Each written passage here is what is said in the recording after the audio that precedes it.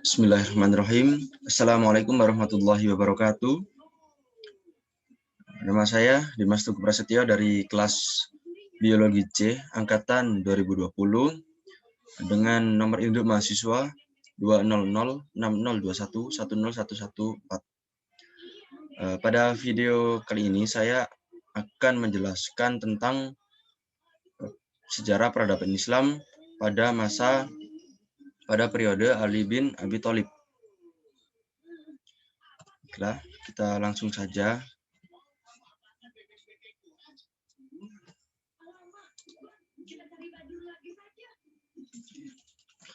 Yang pertama adalah membahas secara singkat biografi mengenai Ali bin Abi Thalib.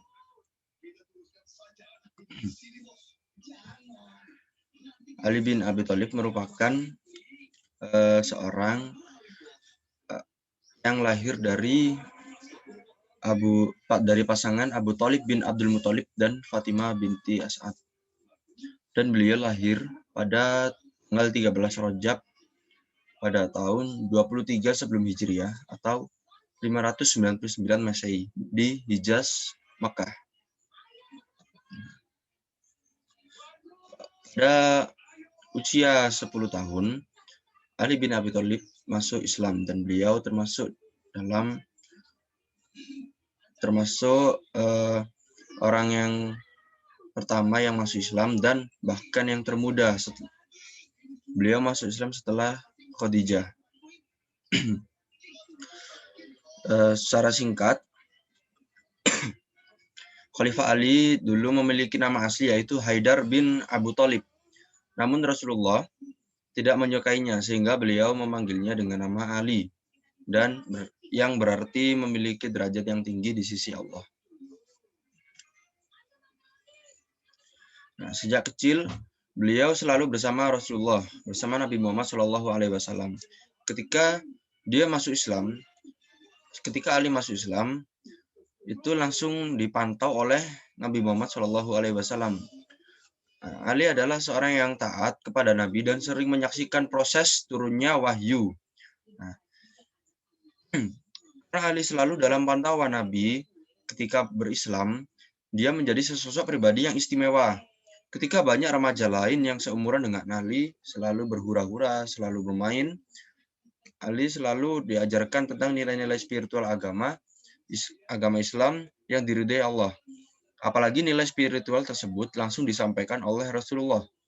Tidak hanya ilmu agama saja yang diajarkan oleh Rasulullah, tetapi Ali juga belajar tentang adab dan akhlak Rasulullah dan melihat tidak tanduk beliau saat melakukan aktivitas harian. Karena selalu dalam pantauan Rasulullah, Ali menjadi pribadi yang sangat istimewa. Nah, ketika Ali menginjak dewasa, beliau dikenal masyarakat sebagai seorang yang pemberani dan tidak takut kepada siapapun.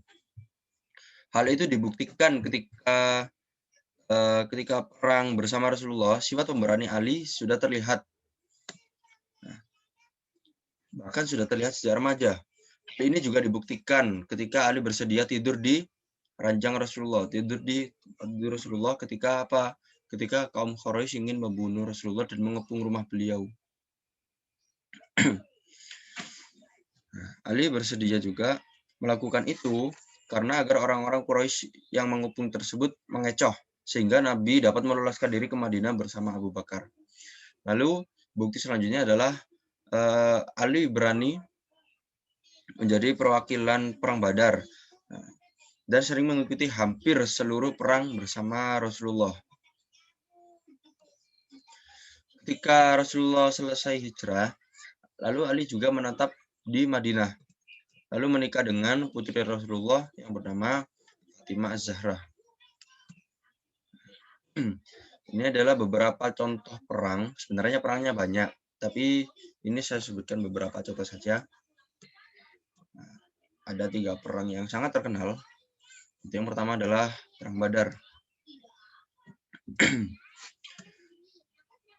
Ketika Perang Badar, Ali bersedia menjadi perwakilan untuk melawan perwakilan musuh. Jadi ada perwakilan dari pasukan kaum muslimin Salah satunya adalah Ali. Lalu yang kedua adalah perang Khandaq. Ketika perang Khandaq ini juga perwakilan, menggunakan sistem perwakilan. Jadi Ali menjadi perwakilan kaum muslimin dan melawan Ammar bin Abdi Wud. Ammar bin Abdi Wud ini siapa? Dia adalah seorang panglima perang yang sangat terkenal dan tidak pernah terkalahkan sebelumnya.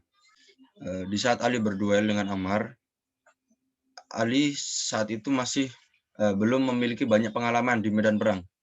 Kemenangan Ali atas umat Islam tersebut menjadi kemenangan pasukan kaum muslimin tanpa ada pertumbuhan darah di kedua belah pihak. Bahkan Rasulullah sampai bersabda, peperangan Ali dengan Ammar lebih utama daripada amalan umatku hingga akhir zaman kelak. Nah, yang ketiga adalah perang Uhud.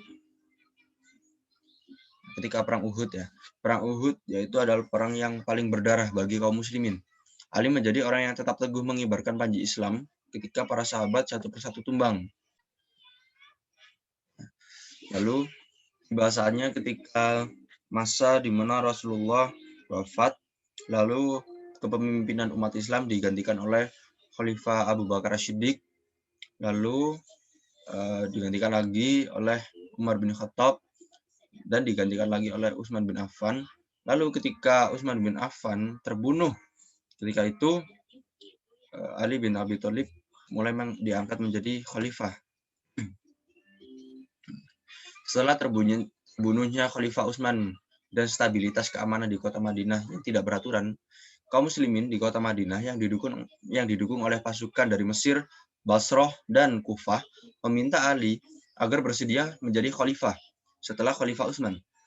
Kaum muslimin berpendapat bahwa tidak ada lagi yang pantas dijadikan khalifah selain Ali. Dari keputusan tersebut, banyak para sahabat yang mengusulkan agar Ali dibaiat menjadi khalifah. Namun, ketika masa usulan itu berlangsung, sebagian sahabat ada yang tidak setuju, sebagian juga ada yang setuju. Namun, dari perselisihan tersebut, mayoritas sahabat setuju memilih Ali sebagai khalifahnya. Meskipun demikian, Ali tetap dibaiat karena mayoritas, walaupun banyak yang tidak setuju, mayoritas sahabat tetap membaiatnya. Peristiwa pembaiatan tersebut dilakukan pada hari Jumat tanggal 13 Zulhijjah tahun 35 Hijriah atau 656 Masehi dan berlokasi di Masjid Nabawi. Nah, seperti yang dilakukan oleh khalifah-khalifah sebelumnya, Ali bin Abi Thalib menyampaikan pidatonya, dan kurang lebih pidatonya seperti ini. Hadirin saudaraku, kalian telah membaiatku sebagaimana yang telah kalian lakukan terhadap khalifah-khalifah sebelumnya. Aku hanya boleh mengelak sebelum jatuh pilihan. Tetapi ketika pilihan telah dijatuhkan, maka aku tak dapat menolak. Imam atau pemimpin harus teguh, dan rakyat mesti patuh. Baiat terhadapku ini adalah baiat yang rata dan umum. Barang siapa yang ingkar darinya, terpisahlah dia dari agama Islam. Kaum muslimin sekalian, sesungguhnya Allah Ta'ala telah menurunkan Al-Quran yang di dalamnya terdapat petunjuk-petunjuk tentang kebaikan dan keburukan. Maka ambillah yang baik, niscaya kalian akan memperoleh petunjuk yang benar, dan jauhilah yang jelek, agar kalian terhindar dari akibat buruk. Ali berpidato dengan sangat tegas sehingga membuat para sahabat semakin semangat untuk menyebar dan mempertahankan agama Islam di masa-masa ricuh, di masa-masa yang tidak stabil tersebut. Setelah Khalifah Ali bin Abi Thalib dibaiat dan menyampaikan pidato, selama masa pemerintahan beliau mendapatkan banyak sekali tantangan. Ada beberapa tantangan yang besar, seperti tantangan perang, tantangan pemberontakan juga. Seperti contohnya ini tidak saya sebutkan banyak semua tantangannya, tapi saya sebutkan beberapa tantangan yang Ini termasuk tantangan yang besar dan terkenal dan mungkin sering kita dengarkan. Yang pertama adalah tantangan Perang Jamal. Perang ini disebut Perang Jamal karena ketika perang berlangsung, Aisyah sebagai pemimpin mengendarai unta. Perang ini terjadi pada pertengahan bulan Jumadil Akhir tahun 36 Hijriah. Pertempuran ini berlangsung pada siang sampai sore hari. Perang ini memakan korban sebanyak 10.000 kaum muslimin dari kedua belah pihak. Perang ini berlangsung karena disebabkan oleh munculnya rasa tidak puas di kalangan sahabat Ali yang menunda penyelidikan terhadap kasus pembunuhan Khalifah Utsman bin Affan. Setelah Tolhah dan Zubair membaiat Ali, ya, kedua sahabat ini termasuk sahabat yang sangat mendukung Ali menjadi khalifah. Ya, setelah Tolhah dan Zubair membaiat Ali, mereka berdua izin untuk melakukan perjalanan ke Mekah untuk menemui Ummul Mukminin, yaitu Ummul Mukminin Aisyah, dan melakukan rundingan terhadap masalah ini. Di Makkah juga berkumpul tokoh-tokoh pemerintahan di masa pemerintahan Utsman. Misalnya seperti Abdullah bin Amir, yaitu gubernur Basrah yang telah dipecat oleh Ali, dan Marwah bin Al-Hakam, yaitu menantu dan sekretaris Utsman. Sekarang mereka bergabung dengan kelompok Aisyah. Akhirnya, karena perselisihan tersebut, terjadilah pertempuran antara pasukan Aisyah dengan pasukan Ali. Dalam peperangan tersebut, pasukan Tolhah yang kurang terlatih, jadi Tolhah dan Zubair yang tadi membaiat Ali ketika setelah mereka menuju ke Mekah, lalu mereka bergabung dengan pasukan Aisyah. Dalam peperangan, pasukan Tolhah yang kurang terlatih berhasil diatasi oleh pasukan Ali. Tolhah dan Ubaidillah terpanah dan meninggal dalam perjalanan mundur dari perang. Sahabat Zubair bin Awam terbunuh pada akhirnya pertempuran itu. Jadi Tolhah dan Zubair pada akhirnya terbunuh oleh pasukan Ali di perselisihan ini. Sedangkan Aisyah dikembalikan menuju Makkah dengan penuh penghormatan.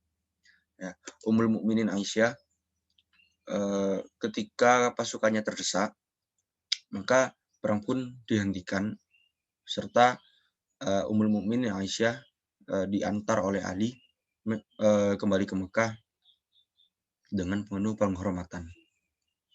Lalu yang kedua adalah Perang Siffin. Perang Siffin ini yaitu perang yang terjadi antara konflik Khalifah Ali dengan Muawiyah. Dan konflik ini termasuk konflik yang paling lama. Bahkan konflik ini dengan Muawiyah ini juga beresiko membawa kepada kematian. Muawiyah yang sudah menjadi gubernur di Syam selama kurang lebih 22 tahun, bahkan ia juga menjadi gubernur sejak zaman pemerintahan Khalifah Umar. Nah, jadi Muawiyah ini ketika masa pemerintahan Khalifah Utsman itu menjadi gubernur di Syam. Namun ketika masa pemerintahan Ali, beliau dicabut dari pemerintahan itu, dipaksa untuk berhenti dari masa jabatan gubernur. Nah, Muawiyah dan masyarakat Syam.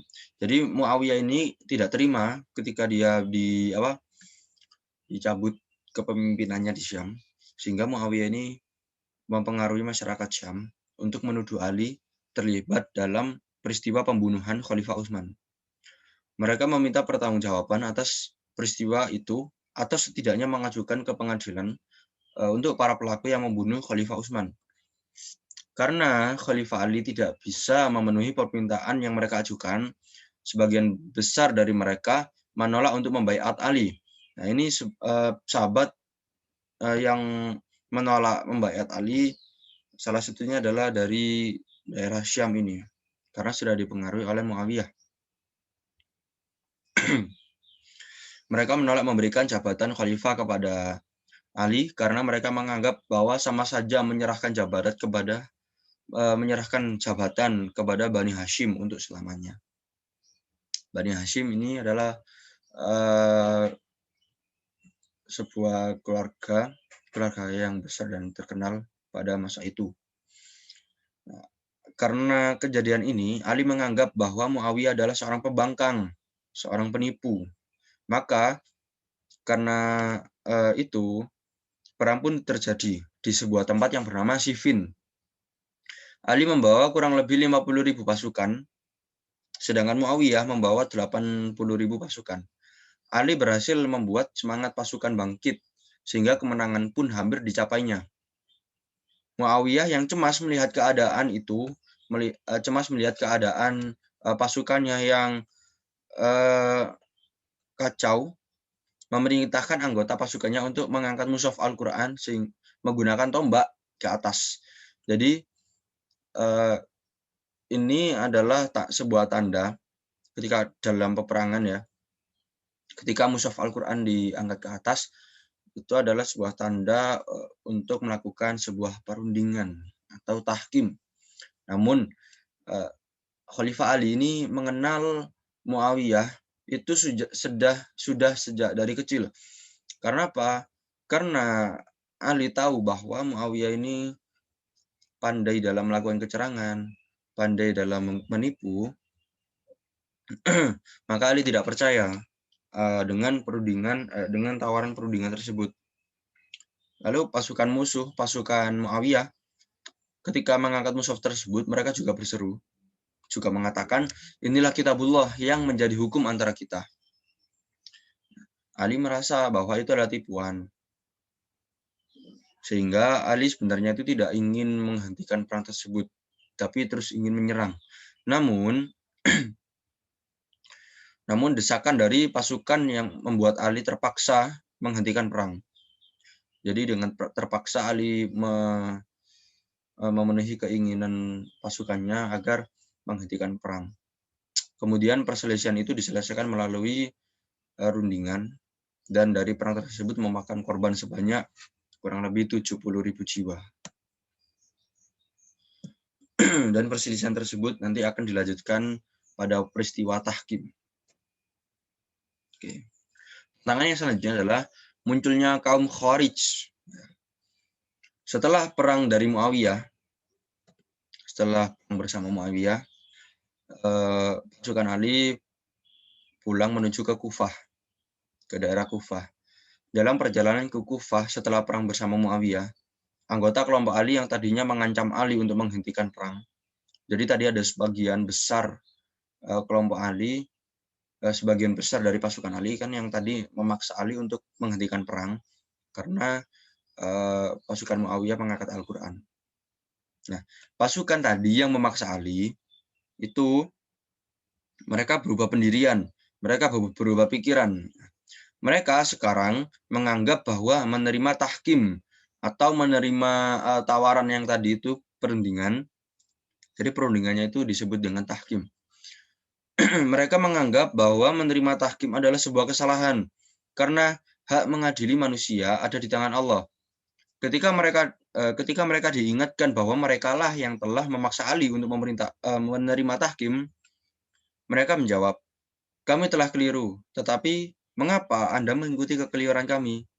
Sebagai seorang khalifah, Anda seharusnya memiliki pandangan jauh ke depan dan pikiran yang mendalam. Nah, karena perselisihan tersebut juga, karena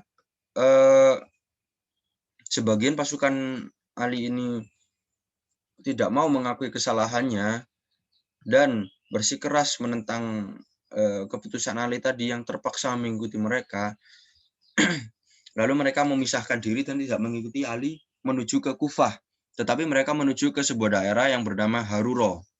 Nah, di daerah tersebut lebih dikenal dengan sebutan Khawarij. Nah, Khawarij itu apa? Yaitu mereka yang keluar dari barisan Ali. Biasanya kaum Khawarij ini adalah kaum yang suka menyalahkan golongan yang di luar golongan mereka.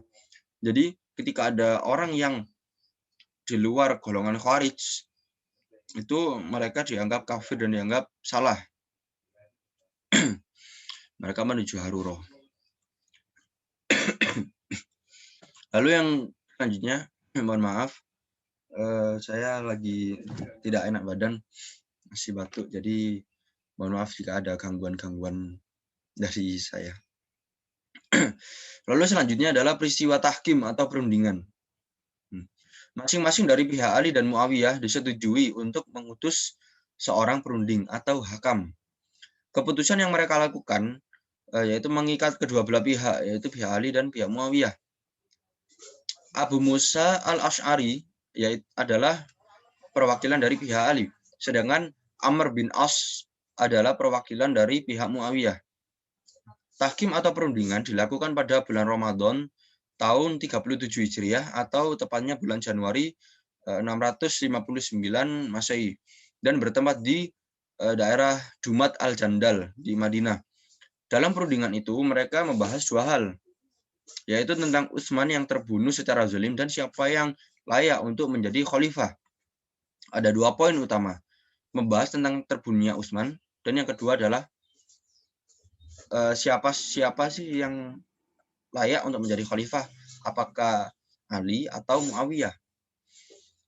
Lalu terlaksanakanlah perundingan tersebut. Dari agenda pertama, yaitu membahas tentang terbunuhnya Khalifah Utsman, Amr bin As, yaitu perwakilan dari Muawiyah, berhasil meyakinkan Abu Musa bahwa Utsman terbunuh secara zalim. Nah, karena hal itu, Muawiyah lebih pantas menuntut bela atas kematian Utsman. Melalui agenda kedua, ide yang dikemukakan oleh Abu Musa adalah menghentikan masa jabatan Ali dan Muawiyah. Jadi Abu Musa mengusulkan agar Ali mengundurkan diri dari jabatan khalifah dan Muawiyah mengundurkan diri menjadi jabatan gubernur dan mengikhlaskan jabatan gubernur di Syam. Kemudian diserahkan kepada kaum muslimin untuk pemimpinnya. Jadi intinya pada agenda pertama dari perundingan tersebut, Muawiyah lebih pantas menuntut bela atas kematian Utsman. Karena apa? Karena kecurangan Muawiyah ini, Muawiyah kayak sok mengerti tentang pembunuhan yang terjadi pada Khalifah Utsman. Lalu yang kedua, untuk kepemimpinan, Ali dan Muawiyah diturunkan dari kepemimpinan dan diserahkan ke kaum muslimin. Setelah perundingan tersebut, lalu Abu Musa dan Amr menyampaikan perundingan tersebut di depan masyarakat. Abu Musa menyampaikan lebih dulu. Abu Musa menyampaikan hasilnya dan menyampaikan apa adanya. Apa adanya seperti apa? Seperti yang dirundingkan tadi, bahwa Muawiyah lebih pantas untuk menuntut bela atas kematian Utsman, dan Muawiyah dan Ali harus bersedia diturunkan dari masa jabatannya. Itu yang disampaikan oleh Abu Musa apa adanya. Nah, sedangkan ketika Amr, yaitu perwakilan dari Muawiyah, menyampaikan hasil perundingan, Amr mengatakan bahwa dia telah menurunkan Ali dari jabatan sebagai khalifah dan menetapkan Muawiyah sebagai pengganti Ali menjadi khalifah. Jadi di sini Amr mengatakan bahwa Muawiyah akan diangkat menjadi khalifah. Nah, dari fakta tersebut dapat diketahui bahwa pihak Muawiyah tidak bermaksud menyelesaikan perselisihan melalui tahkim atau perundingan.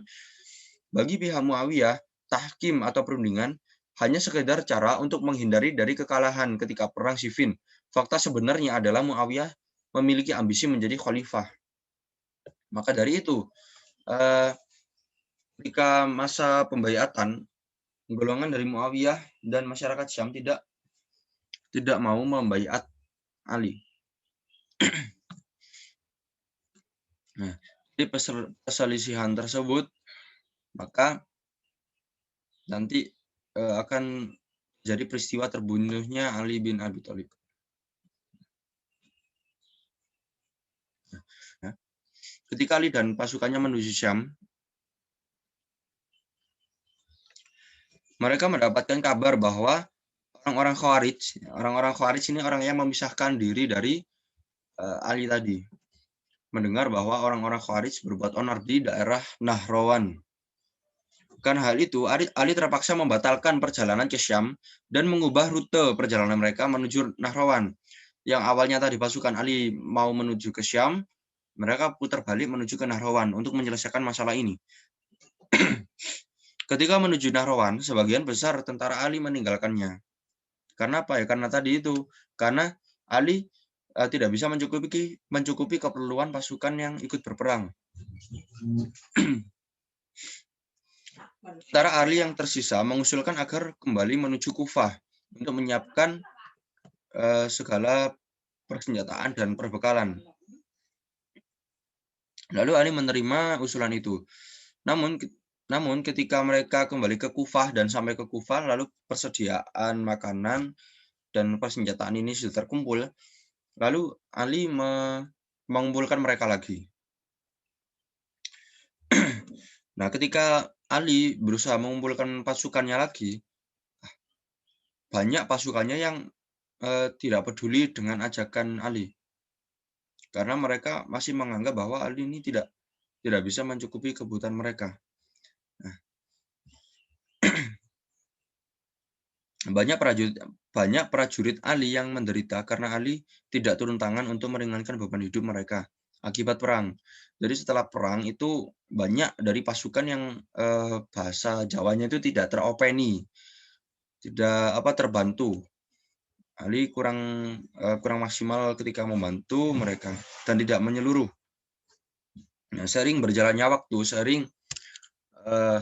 Ali ini bingung di Kufah bagaimana caranya. Ketika masa-masa bingung tersebut, Muawiyah mulai menambah daerah kekuasaannya di Jazirah Arab seperti memperluas ke daerah Mesir, Madinah, dan Yaman.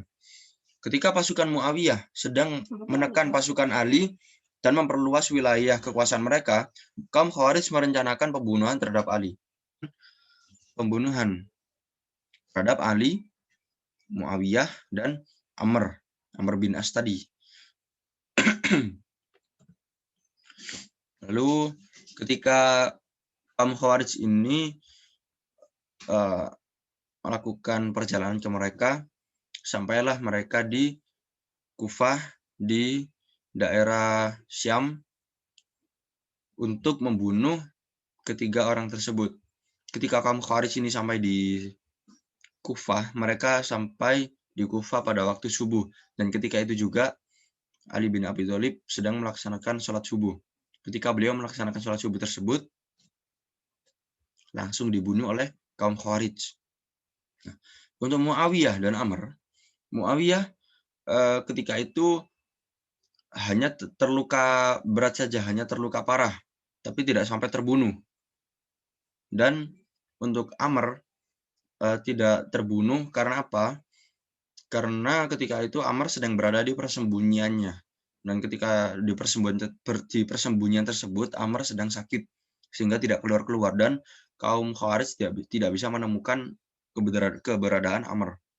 Jadi dari ketiga orang tersebut, yang berhasil terbunuh Ali, yang hanya terluka berat, Muawiyah, dan yang tidak terbunuh, yaitu Amr. Lalu berakhirlah kisah dari Ali bin Abi Thalib. Saya mengambil salah satu ungkapan, salah satu quotes dari Ali bin Abi Thalib, yaitu ilmu itu lebih baik daripada harta, dan ilmu menjaga engkau, dan engkau menjaga harta. Ilmu itu penghukum, dan harta terhukum. Harta itu berkurang apabila dibelanjakan, tetapi ilmu bertambah bila dibelanjakan. Oke. Terima kasih teman-teman atas perhatiannya. Jazakumullah khairan katsira. Terima kasih, mohon maaf jika saya ada salah kata. Ada lebihnya itu dari Allah, dan jika banyak yang salah itu dari pribadi saya sendiri. Jika ada pertanyaan atau sanggahan atau komentar, mungkin ada yang kurang cocok dari apa yang saya sampaikan, nanti teman-teman bisa menulis di kolom komentar ya. Silakan disampaikan di kolom komentar, nanti akan saya jawab satu persatu. Ya, akhir kata dari saya, jazakumullah khairan katsira. Assalamualaikum warahmatullahi wabarakatuh.